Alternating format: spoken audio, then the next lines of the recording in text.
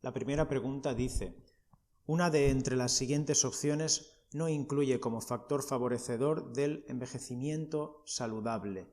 En este caso, la respuesta correcta sería vacunación triple vírica de la población. Eso es debido a que, como recordamos, hay dos tipos diferentes de vacunaciones: la vacunación sistémica y la vacunación no sistémica. En esta última es donde se encuadraría la triple vírica, ya que solo se administraría a los grupos de riesgo.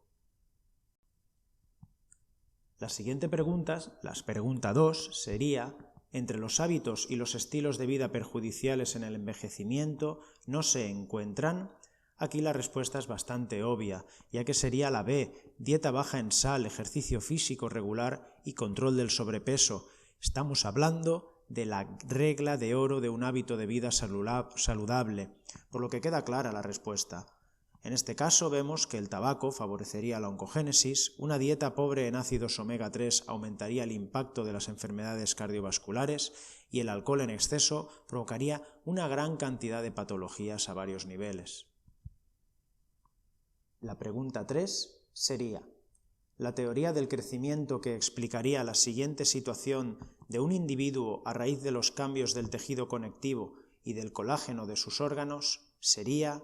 En este caso queda clara la teoría de Burger. Recordemos que, por ejemplo, la teoría del deterioro orgánico hablaba del deterioro que se producía por el uso de los sistemas, fuese el sistema cardiovascular, el sistema nervioso central o el sistema endocrino. Por otro lado, la teoría de los radicales libres explicaba el proceso de envejecimiento a través de la formación de estos radicales libres por el metabolismo celular. Por último, la teoría GSD de Jessebache no es una teoría, es una escala que mide el grado de depresión geriátrico.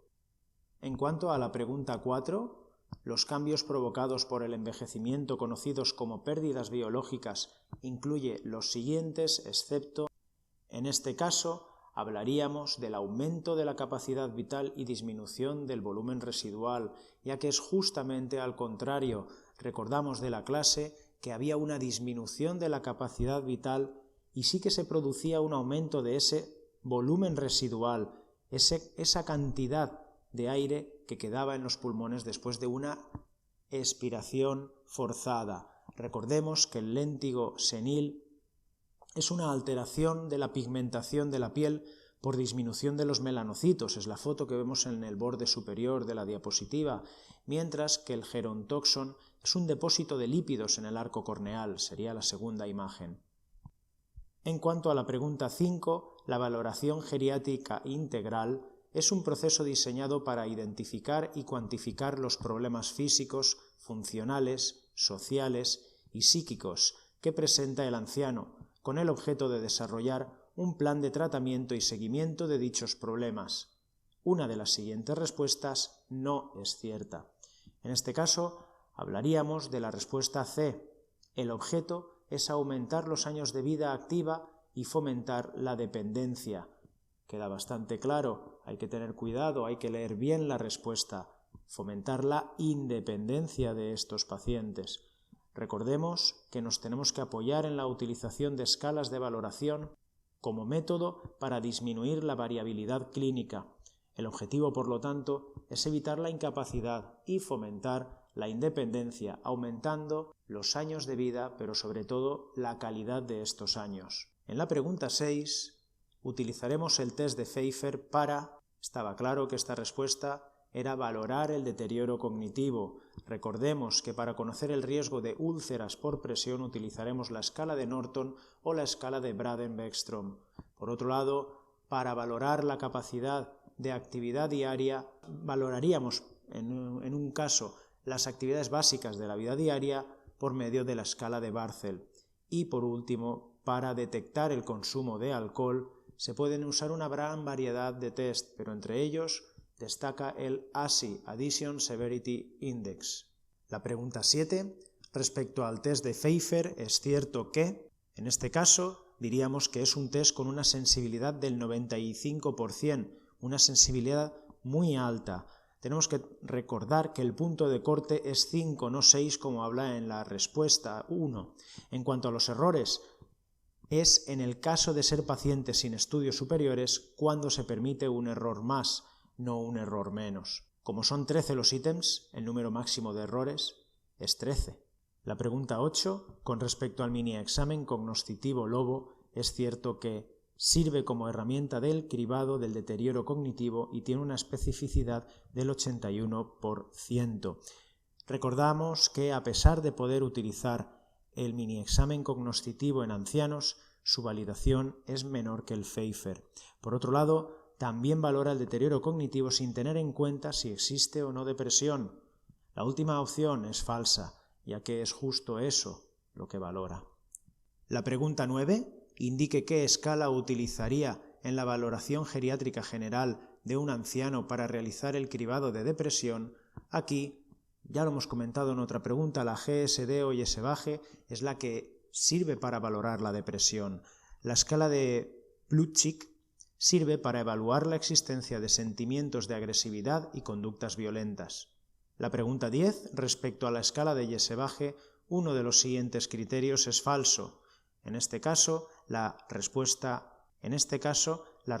correcta por ser falsa sería: el punto de corte de depresión se establece a partir de 30 puntos. Recordemos que teníamos 3 tipos de escala dependiendo de si cogíamos 30 ítems, 15 o 5. Por lo tanto, aquí estamos hablando de que el punto de corte no puede ser la puntuación máxima. Hablaríamos, como hemos visto en la gráfica que tenemos, de que en caso de que cogiéramos 30 ítems, el punto de corte sería 10. En caso de 15, el punto de corte sería 4. Y en caso de 5, el punto de corte sería 1. La pregunta 11 es: para valorar la ansiedad-depresión utilizamos la escala de Goldberg. Es falso que, en este caso, lo que es falso es la B. Tienen 9 ítems para la subescala de ansiedad y 5 para la depresión, ya que la escala de Goldberg tiene 9 ítems, como vemos en el gráfico, para ambas. Recordad que la subescala de ansiedad supone una respuesta positiva en caso de tener 4 o más respuestas afirmativas, mientras que para entrar en la escala de depresión deberíamos de tener 2 o más respuestas afirmativas. La pregunta 12, la necesidad de disponer de una persona cuidadora se establece en base a un criterio. Indíquelo. En este caso, la respuesta correcta sería la A, en la cual tenemos un Barthel de menor de 60 y un Pfeiffer mayor de 5. Recordad que la escala de Zarid presenta puntuaciones demasiado altas para poder puntuar. En cuanto a los valores económicos, no tiene lógica, al igual que el manual de supervivencia. La pregunta 13, indique la afirmación incorrecta. En este caso, sería: puntuaciones muy bajas en la escala de la valoración social de la dependencia indican carencia de apoyos y redes sociales que indican mayor dependencia social. Recordar que este tipo de escalas siempre son acumulativas, por lo tanto necesitan de puntuaciones altas. También recordad que la escala de valoración social de dependencia y la de Gijón son muy similares, pero la primera suele ser más utilizada por los trabajadores sociales por su complejidad y tiempo empleado, mientras que la segunda la solemos utilizar el personal sanitario, ya que requiere de menor tiempo a la hora de realizar la encuesta. Por otro lado, recordar que la respuesta de la escala de valoración social de dependencia no presenta puntos de corte, ya que lo único que sirve es para saber si podemos valorar si la actuación ha sido o no ha sido útil. En cuanto a la respuesta C, imaginemos que no nos lo sabemos. Vemos que la escala de Gijón, pero no tenemos muy clara la respuesta. Aquí lo que tenemos que saber es lo que he comentado al principio. La mayor puntuación en este tipo de escalas suponen una mayor dependencia, por lo tanto la respuesta se podría ajustar a la realidad. La pregunta 14, respecto al índice de Barthel, indique la respuesta correcta. Bueno, aquí es fácil, recordemos, el índice de Barthel mide las actividades básicas de la vida diaria, no las instrumentales, y hablamos de dependencia leve si es mayor o igual a 60. Pregunta 15, respecto al índice de Katz, son todas ciertas excepto... El grupo A es el de máxima dependencia.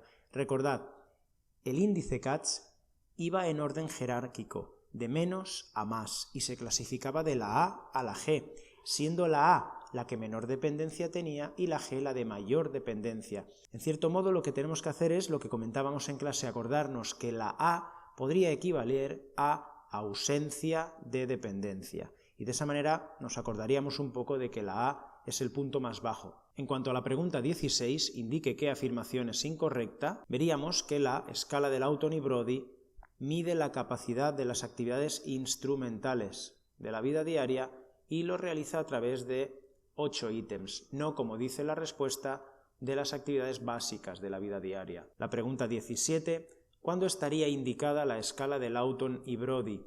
En este caso, la correcta sería si un paciente con un índice de Barthel de 100 o solo si existe incontinencia urinaria y fecal. Recordemos que aquí lo que estamos midiendo con el índice de Barthel es si es capaz de realizar las actividades básicas de la vida diaria. Una vez tengamos realizadas estas actividades, vamos a valorar las actividades instrumentales. Por eso necesitamos que el índice de Barthel sea muy alto para poder valorar las instrumentales, el siguiente paso en la escala. La pregunta 18, una de las siguientes características no define el delirio.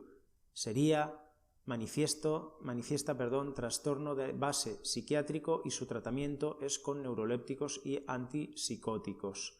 Hay que recordar que el delirio siempre tiene una base orgánica, aunque sus manifestaciones sean psiquiátricas. Por lo tanto, en este caso no vamos a decir que manifieste un trastorno de base psiquiátrico. Es orgánico este trastorno. Pregunta 19. Entre los tipos de incontinencia en el anciano no es cierta la siguiente afirmación. La incontinencia de estrés se caracteriza por aparecer en aumentos de presión abdominal y se presenta residuos posmiccionales elevados. Recordad que no. Los residuos posmiccionales en la incontinencia por estrés suelen ser inferiores a 50 mililitros. Son residuos muy pequeños. La pregunta 20. La incapacidad de una persona normalmente continente de llegar al baño a tiempo para evitar la pérdida no intencionada de orina se denomina, según Nanda, en este caso lo que tenemos que recordar es incontinencia urinaria funcional. Soy continente, pero tengo alguna función que me impide acceder al baño. Habla también de una incontinencia urinaria refleja. Esta se produce al perder el control sobre los mecanismos del funcionamiento de la vejiga, típico de una lesión medular, por ejemplo. Pregunta 21. Respecto a las caídas en el anciano, ¿es cierto que? Aquí en este caso diríamos que siempre hay que valorar al paciente y al medio en el que se encuentra, porque no es así que las más frecuentes sean las de síncope. Como podemos valorar, las caídas accidentales suponen un 37% del total, sin síncope un 20 o un 25%, por hipotensión ortostática normalmente. Con un síncope tan solo un 1% de ellas. Solamente el 50% tienen origen cardiovascular y generalmente suelen ser debido a las arritmias. También es cierto la que comenta que la escala de Tinetti sirve para valorar la marcha y el equilibrio. La pregunta 22, ¿cuál de los siguientes ítems no se valora dentro de la escala de Braden-Bergstrom? Aquí hablaríamos de que la edad no es una de los ítems que se valoran en la escala de Bergstrom. En la escala de Braden-Bergstrom se valora la percepción sensorial, la exposición a la humedad, la actividad, movilidad, nutrición y riesgo de lesiones cutáneas. La pregunta 23, respecto a las úlceras por presión, indique la respuesta errónea. Sería que la escala de Norton modificada considera puntuaciones de más de 14 como de alto riesgo. Recordemos que en este tipo de escalas lo que estamos midiendo es la calidad de la piel del paciente, por lo tanto, a mayor calidad, menor riesgo de padecer úlceras. A mayores valores, menor cantidad de riesgo. La pregunta 24 indica la respuesta errónea. En este caso se considera anciano enfermo a aquella persona mayor de 65 años y hospitalizada. En este caso, recordad que anciano enfermo es aquel mayor de 65 con una patología crónica no hospitalizado, sino que tiene una patología aguda, que le puede ir a hacer que acuda a un centro hospitalario, pero no que esté hospitalizado por ello. La pregunta 25, respecto a la escala de Zarid, ¿es falso que? Bueno, lo único que hay que comentar es que aquí en este caso nunca se debe realizar en presencia del paciente, por lo tanto, siempre en presencia del cuidador, pero no del paciente. Comenzaremos ahora explicando las preguntas que tengan algún grado de dificultad o algún comentario que hacer. Pregunta 29. Según la OMS, polifarmacia se define como... Pues nada, de acuerdo con la OMS, la polifarmacia se define como un síndrome geriátrico que envuelve el uso concomitante de 3 o más fármacos. Pregunta 30. ¿No es característico de la vejez? En este caso, si tuviéramos alguna duda acerca de la respuesta a seleccionar, tendríamos que jugar al descarte, es decir, sabemos que las personas mayores tienden a hacer las cosas siempre siguiendo los patrones que les han marcado durante toda su vida, por lo que la respuesta B sería cierta. El temor al fracaso ante una disminución de sus capacidades es algo normal también para los ancianos. Así pues, la respuesta D quedaría descartada. Nos encontraríamos ante la A y la C. Es una respuesta complicada, sobre todo por la redacción de la pregunta, ya que la falta de precaución significaría una mayor dificultad en la toma de decisiones acertadas, lo que descartaría esta respuesta dando la A como la respuesta válida. La pregunta 33 es una característica del envejecimiento. Aquí hablaríamos de que el envejecimiento es algo universal, ya que afecta a todos los seres de todas las especies. En cuanto al carácter regresivo que comenta la respuesta B, no sería cierto, ya que no es algo típico del envejecimiento, sino de algunas patologías. Por otro lado, en cuanto a la naturaleza del envejecimiento, sabemos que es un factor intrínseco, no es de naturaleza extrínseca. Una persona envejece por sí misma, aunque los factores extrínsecos pueden ayudar a acelerar o enlentecer este proceso de envejecimiento. La pregunta 34, sobre los cambios que se producen en el sistema musculoesquelético durante el envejecimiento, no se encuentra. En este caso la respuesta C sería la errónea, ya que existe una pérdida de masa muscular, pero esta masa muscular se sustituye por masa magra, no como comenta la pregunta. La pregunta 36, respecto a las actividades básicas de la vida diaria, aquí comentamos que el índice de Katz valora las actividades básicas de la vida diaria a través de 6 ítems, mientras que el de Barthel lo hace a través de 10 actividades. Dentro de las actividades que se miden en las actividades básicas de la vida diaria, no se encuentra el ir a hacer la compra como se expresa en la respuesta C. La pregunta 37, ¿cuál de las siguientes escalas utilizarían para valorar la función cognitiva?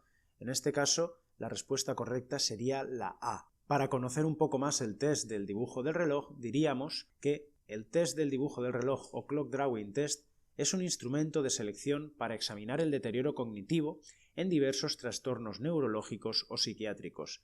Se introduce en 1953 para valorar la apraxia constructiva y, sobre todo, para detectar los trastornos visoconstructivos secundarios a lesiones del córtex parietal.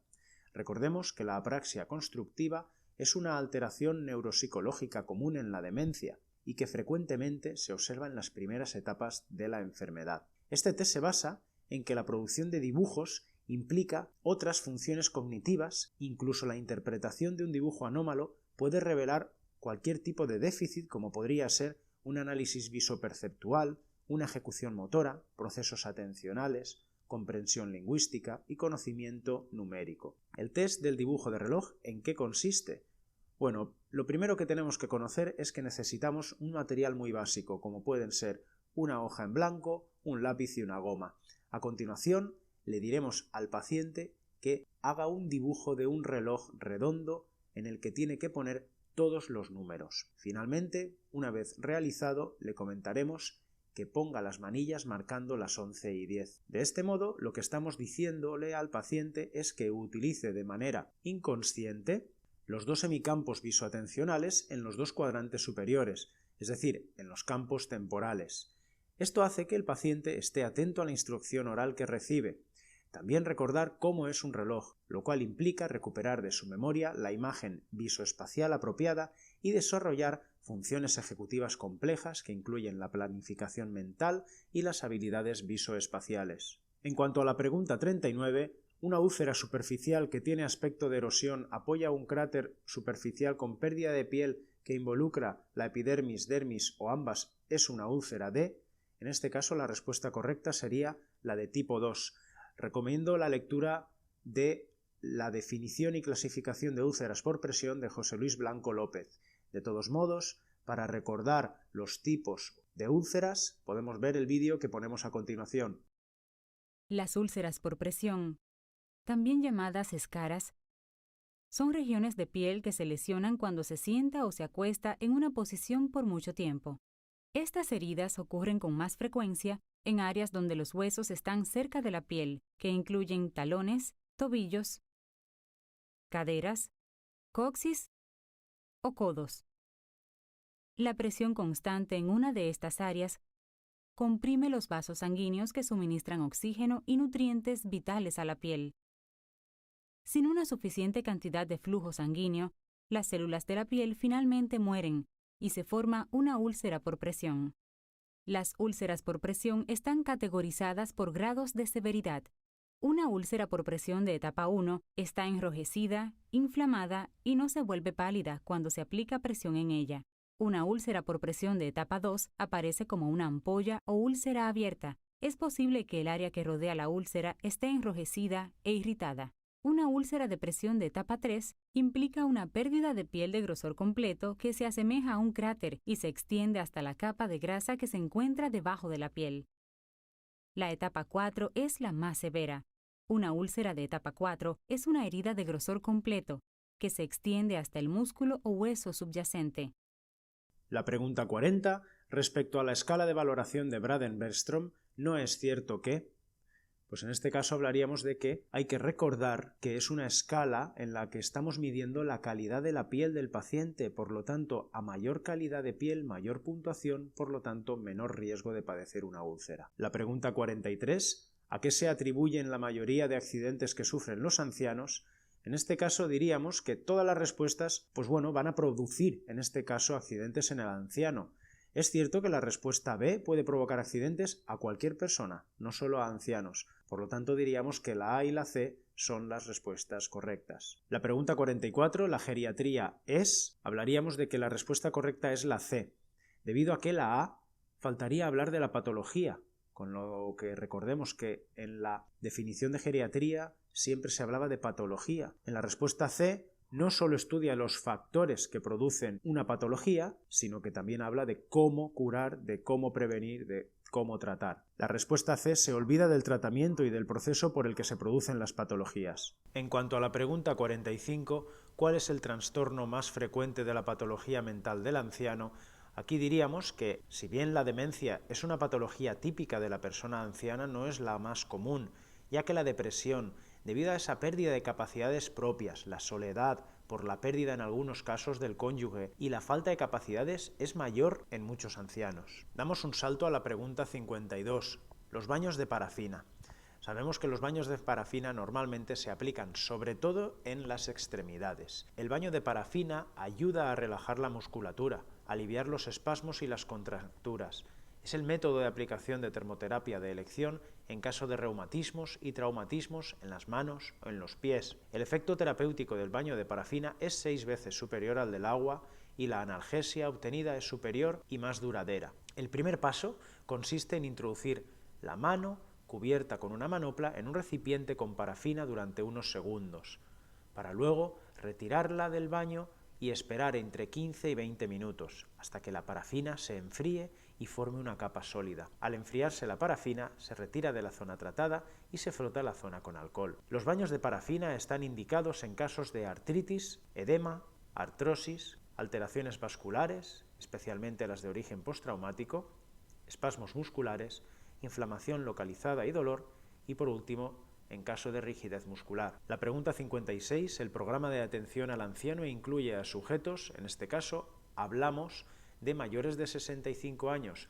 Recordemos, nos basaríamos aquí en una explicación de la edad cronológica. La pregunta 60, en la tensión arterial del anciano, aquí hablaríamos de que aumenta más la cifra sistólica que la diastólica. Recordemos que la presión arterial sistólica mide la presión de la sangre en la sístole, o sea, en la contracción del corazón, cuando se produce la salida de sangre del corazón hacia el resto del organismo.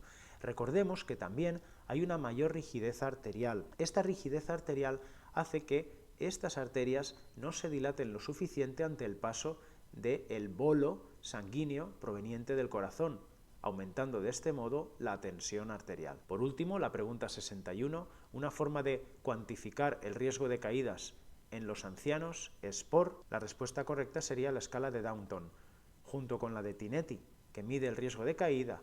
Recordemos, la de Katz mide las actividades básicas de la vida diaria y la de Lobo mide el nivel cognitivo.